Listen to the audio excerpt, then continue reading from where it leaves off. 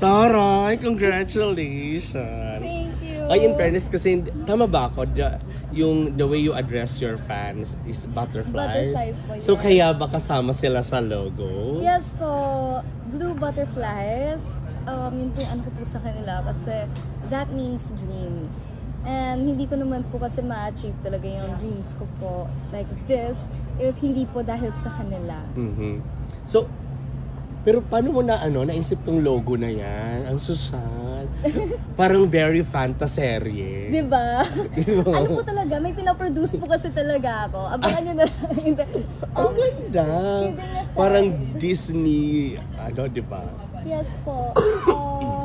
So, the moon, naisip ko po siya kasi I really love the moon. And aside po syempre sa Halia na name which is the moon goddess, for me po kasi ang moon is very mysterious. It gives off this energy na very mysterious siya, pero at the same time very luxurious, very serene, very ethereal.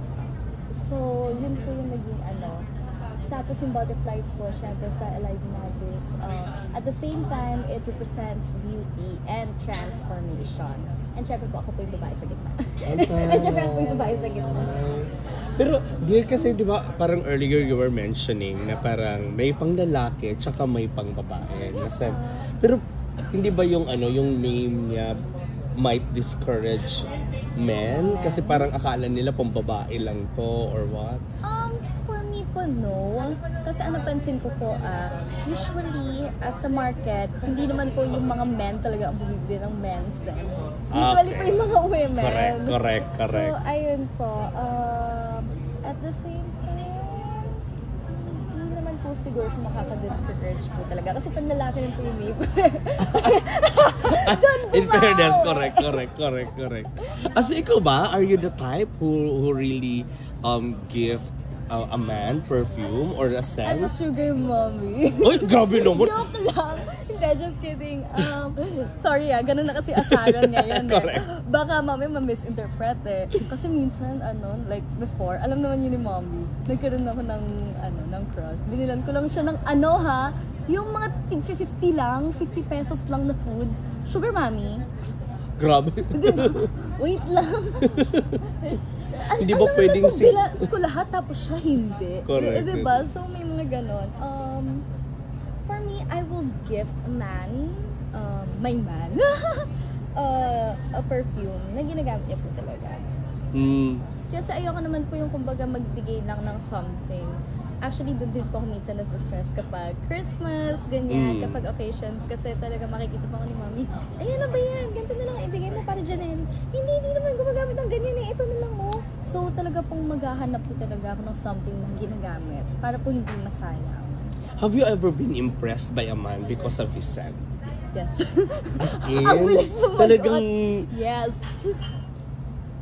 Like, ibig sabihin, parang... yun yung naging isa sa mga factor why you wanted to get to know him better or naging interested ka lalo sa kanya? Actually, there was this one guy, hindi ko sasabihin kung sino, but nagkasama kami and then magkalapit kami, eksena. Oh my gosh, he sent. Like, kahit eksena, eksena na kaya kapag sa kanya. So, kada eksena, pasimple ko siyang sinisnip kasi I really like his scent. I really like his amoy. So ayun, hanggang sa kumbaga miss ko na siya. Miss ko na yung amoy niya. Miss ko na siya. Taray na ako. Nagkaroon ako ng mga ganun. Di ba may ganun yun? Yung parang normally kahit yung unan, yung if you have a crush, ganyan. Minsan piniperfuman yung unan para na-feel mo na... If you have the perfume. Oo. May ganyan ba? Like, no. Up to what extent naman, yung parang pinaka na-obsess ka ba on a scent na tayo? Not necessarily sa man. Not necessarily sa man. Pero yung talagang hinahanap-hanap mo yung scent na hindi pwedeng nasa katawan ko lang. Parang may ganoon ba? Yung dati kong perfume before yung BSK Versace ko. Di ba ang pricey niya? So, ayun. So, galit na galit si mommy nung nakaraan. Nung parang 2 years ago na bumalik kami. Kasi, sa totoo lang, nabudol ko siya. Because it was 7.5. Ay, mahal nga siya. Diba? Diba? So, ang nakakatawa pa doon is sabi ko kay mami, ma, diba may mga ano naman ako, may mga ginagawa naman ako, and then okay naman. Taray, kunentahan mo, ha? Diba? Andun yung budol na part eh. So, ayun. Tapos hindi ko pinapaalam sa kanya yung presyo. Nung bayad na, tsaka nalaman yung presyo. Eli, huwag muna tayo kakain ng isang buwan ha. Mahal-mahal na itong pabango mo. Usual naman na ganun si mommy. Kanina pa ba ako? Sa mga, actually nga, even my fans knows my bibig eh. So, alam niyo na kung kanino ako nagbana. Pero ibig sabihin, like, natuto ka, itong ganitong business mindset, saan mo talaga siya natutunan? This business mindset, honestly, hindi ko alam. Siguro kasi... Or what sparked that parang, na ma-encourage ka na magnegosyo? Ingit ako sa friends. Ay, gumano. No, kasi... Uy, pero alam mo, malaking bagay for me ha. Napansin ko, maraming bagets na nagnegosyo. Nakaka-inspire nga sila. Kasi ako na parang napapaisip ako, dapat ka ba? Buti pa itong mga bagets ang risk takers. Diba? Ako, 40 na, di ko pa rin, diba? Yung mga gano'n, kaya maganda nga yung ginagawa niyo. Hindi, kasi for me, matagal ko na talaga gustong mag-business. Like what I've said earlier. Gusto ko meron akong, kumbaga, iniipon. Meron pong pasok sa akin. Kasi, breadwinner. Siyempre, hindi lang naman yung bill sa bahay yung babayaran. Siyempre, I also have to allocate funds for in case of emergency, 'di ba? So andun yung mga kino-consider ko. Aside from those funds, syempre may mga wants kami. And kahit paano naman gusto ko naman ma-spoil ang family ko. So ayun, kaya talagang gusto ko mag-business. Pero yun nga, before you're able to achieve that, naglabas ka muna ng pera.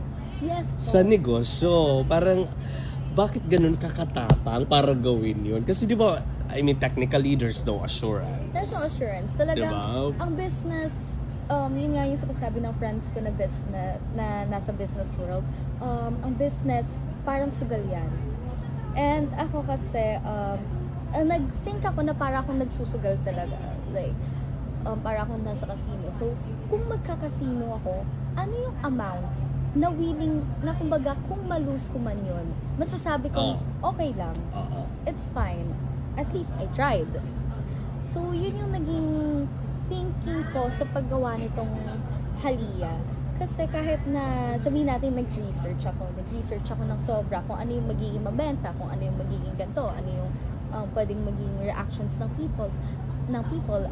Syempre, iba pa rin kapag actual market na eh. Iba pa rin kapag actual na binenta mo na. So, malaking factor din na may mga friends ako nasa business world, both businesswomen and businessmen. Of your age also? Or? Of my age or older by 3 to 5 years. Mm-hmm. Para magkaroon ako ng ganitong idea. Kasi hindi naman din ako mai-inspire ng ganito if it wasn't for them. Kumbaga hindi ako mai-inspire na maging matapang. Are you the sole investor for this? Yes po. Yun pa, mag-isa mo siyang talagang, at least kung, wag naman mangyari, ikaw lang yung sisisihin. Yes. Diba? Ganyan. At least, kung may didemanda man ako sarili ko. Pero ikaw ba, parang naging eye-opener sa'yo yung mga nangyayari ngayon sa celebrities na parang yung kanilang accountability goes beyond just taking a picture, ganyan, with the products. Kasi di ba maraming nadidemanda ngayon because parang they're perceived to be encouraging people to invest. Honestly po, nagagets ko naman din po yung pinanggagalingan po syempre ng mga investors. Kasi syempre, hindi man po natin alam kung magkano pera yung nilabas nila. Pero for sure malaki kasi hindi man po sila magagalit ng ganun to the point na magdedemanda. And hard-earned money talaga to. Parang savings nila, tapos near-risk nila because they trust the celebrity, etc. Yes po, pero at the same time kasi, if the celebrity is the face of the brand lang po siya. Wala na po siyang, kumbaga, wala na siya sa, what do you call this? sa finance. Wala na siyang control sa ibang aspects ng company kasi face of the brand lang po siya. Ikaw ba, napa-revisit ka ba sa mga contracts mo when this kind of controversies involving celebrities nangyayari?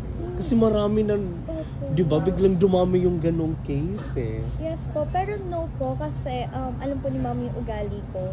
Like, before po talaga ako pumirma sa isang contract, talagang binabasa ko po ng paulit-ulit. Then, if meron pong parang kumbaga, hindi pa ako magbe-benefit, makikipag-compromise po ako. So, syempre po kasi at the end of the day, it's an agreement eh. So, kailangan maging safe din ako on my end. Kahit sabihin natin mag-risk ako, pero dapat low risk lang. Correct. Oo. Sana wag mangyari sa'yo yun. Kakalok. At may recently may nakita din ako influencer naman related sa vape something. Sabi ko, grabe, ang dami na pala talaga na nai-involve sa mga Kilala ko yan. Yun nga. Kafollowan ko yun sa IG. Nilalandi ako ng ex ko. Hoy! Hoy, naka-video ka, nakakaloka ka. Gusto mo yung ipaglalang nilalandi ako ng ex niya. Yung gamer ba? Charet lang, joke. Hindi. Parang nag-message yun sa akin ng madaling Ay, nako! Ay!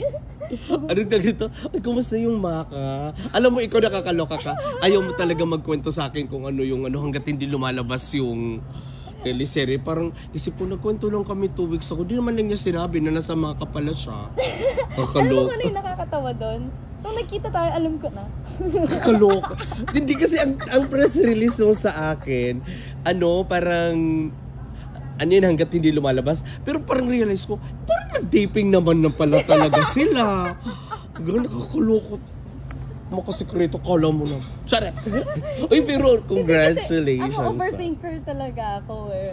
So, syempre, diba, kasi minsan sa mga shows, kapag nagkakaroon ng pagbabago sa mga characters, what if hindi na bumagay dun sa initial artist? So, may possibility na mapalitan, imagay sa ibang shows. Eh, ako naniniwala ako sa jinx.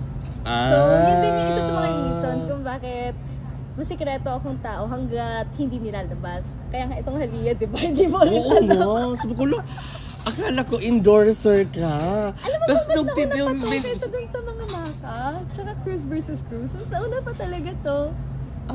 Okay. Sabi ko, teka lang, nung pinsanin sa akin yung post, bakit may by Elijah na? Sabi ko, rin naman babae ko. Oy, pero congratulations sa Maka. In all fairness, trending siya recently. Pero ikaw ba, parang, so hopefully this will set the trend again for youth-oriented shows. Kasi, like, for sure ba, hindi ka pa ito pinanganak nun. Pero like, yun kasi talaga yung kinahiligan namin like 20 years ago, ganyan. So, pero this time, what kind of experience yung gusto mong maibigay sa amin with Maka? With Maka, paano ko pa ito ma-explain? Kasi it's very high school eh. So, kumbaga, andun yung, kumbaga sa age nyo, doon yung gusto naming ma-feel yung nostalgia na parang, ay, nung high school din kami, ganyan din kaming magbabarkada. Ay, nung high school kami. Kasi syempre, di ba, may mga love life na dito sa season 2. Ay, ganyan din. May pinagsalosan din ako nakadorme. So, kumbaga, may mga ganon. Anong tawag dito? Ikaw ba yung main kontrabida dito? Or magiging part din ng barkada? As of feeling ko na, mapaging part ka ng barkada. No, as of na. Kontrabida. Kasi honestly, hindi ko pa alam kung hanggang kailan yung script eh. Pero based sa mga nababasa kong script, palala ng palala yung ugali ko eh. Kaya parang, ano nangyayari, Derek? Pero okay lang. Actually, nakaka-enjoy siya i-shoot. Kasi para lang talaga kami naglalaro. Lalo na kapag fun fact lang ha, nahihirapan akong katrabaho ang Ash ko. Kasi kapag magkakatinginan kami sa eksena, automatic na natatawa. As in, andun yung pigil yung tawa. Super. Kaya parang, lalo na kapag kunwari sa akin nakatapat yung camera, tapos kunwari, lagi ko pa naman nakikita si Marco kasi ang tangkad, diba? So, kung gagawin ko, alam mo yung hindi ko na alam kung paano ko pipigilan yung sarili ko, lalo na, especially Sean Lucas. Ayun, medyo din. Yung mga adlibs niya, nung nakaraan, may eksena kami together, magkatabi kami, pigil na pigil ako kakatawa kasi he was so natural. He's a natural talaga, a natural comedian. Medyo magaling din siyang mag-host, no? Yeah, magaling siya magsalita. And magaling din siya bumanat Kasi minsan magkukwentuhan na lang kami as a group, tapos bigla siyang may maisisingit na parang, naisip mo pa yun, galing mo, ang talino mo ha. Pero tama ba, parang your main kontrabida of Zephanie? Yes. Like, nagkaagawan kayo sa lalaki? Abangan! Hindi kasi hindi ko pa sure eh. Sabi ko, sino ba yung kay Josh tsaka kay, sino nga isa? Shan? Sa'yo ba? Sino yung sa'yo doon? Abangan! Nakaka-osar! Pero nakakatuwa kasi kung sino man yung kunwari, si Josh man yung partner ko, it's okay kasi komportable talaga kami ni Josh. There was this one scene na shoot namin na kumbaga nakikringe kami pareho. Like, nararamdaman niya yung cringe ko. Kasi hindi ako ganun sa kanya. Kasi usually kami ni Josh, although nag-uusap kami naman, nagtatawanan, pero andun yung kumbaga friendship talaga eh. Na hindi yung lumalampas jowa na No. And si Shan, happy ako na nakasundo pala namin siya. Kasundo pala namin. Kasi nung mga unang times kasi nang nakikita ko siya, he has this mysterious vibes na parang hindi ko siya matansya eh. Tapos nung kumbaga nag-taping na, kasundo namin ang saya. So, ayun. Anong pinaka so far malalang ginawa mo kay Zephanie? Nilagyan ko ng peanut butter yung damit niya para makagat siya ng aso. na ano ba? Lumabas na ba yan? Lalabas pa lang later. Ay, atara. Ang mean. Oy, pero Super yun naman mean. yung bet namin sa'yo kasi. Pasensya na ha. Nakakahon ka namin sa kontrabida. Pero kasi ang galing-galing mo doon. Mas magandang nagaganyan ka eh. Kaysa sa inaapi ka. Mas gusto namin yung nangaapi ka, Mars. Actually, nag-enjoy ako mga pe. Diba? Mas masaya yun eh. And I think, anong tawag nito, in your generation, at least mas doon ka nagmamarka eh. Alam mo naman ngayon, di ba? Yeah, actually, ang nakakatawa nga kasi kahit saan kami magpunta, ilang years na ang Prima Donnas. Diba? 6 years ago na. Oh my gosh, 6 years ago. Andun na yung realization. Okay, 6 years ago na ang Prima Donnas, pero andun pa rin yung mga na tao na, uy, si Brianna! Uy, yung nasa Prima Donnas! So, may ganun talaga eh. Ganyan. And sometimes kasi, kung saan ka muna mas effective na ayaw pang bitawan ng tao. Doon ka muna, huwag muna. Hindi pa kami ready. Hindi pa kami ready na mabait. Oo, pagsawaan mo na namin atribida.